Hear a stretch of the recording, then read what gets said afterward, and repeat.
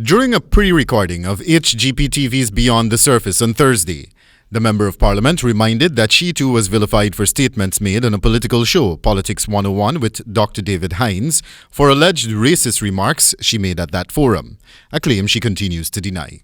She explained that on the heels of those allegations, she filed a report with the police against a prominent businessman who called for her to be marked and for her house to be picketed, but that person has not been called in for questioning to date and that nothing has come out of the matter since.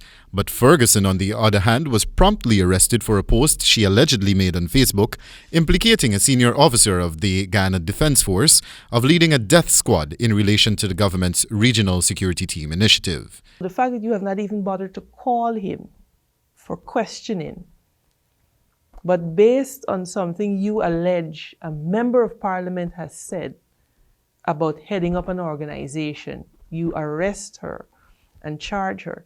It smacks of harassment because it shows very clearly that some are more equal than others. Nightly News spoke with Ferguson via telephone on Thursday, and she denied making the post. What they're accusing me of, or the allegations that were put, right, against me, I have no knowledge of that. Ferguson is also claiming that she is unclear as to who might be behind the Facebook post and what might have led to it. And you have no knowledge of who might be the authors behind that post? No, I don't.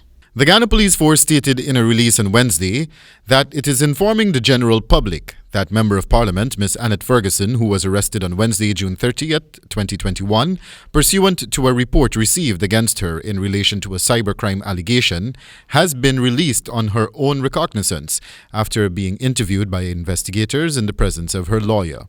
Annette Ferguson was also recently taken before the court by the Attorney General Anil Nandlal for remarks allegedly made at a roundtable discussion on electoral reform, which was hosted by the European Union in March. Nandlal alleges that Ferguson accused him of distributing ID cards on election day. A statement, he says, implicates him and others as committing election offences and which are injurious to his character.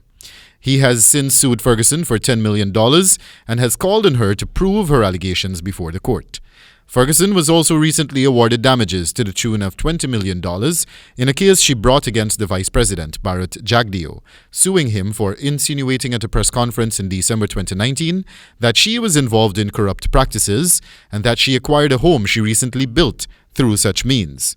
Jagdeo's attorney, Devendra Kissoon, has since asked for a stay to the judge's decision to further appeal the matter, which was unsuccessfully appealed prior, since the judge maintained that he is to pay Ferguson for damages. That amount is to be decided on sometime this month, following consultations between the two clients' attorneys on how much is to be paid in damages to Ferguson. Wendell Badrie for the HGP Nightly News.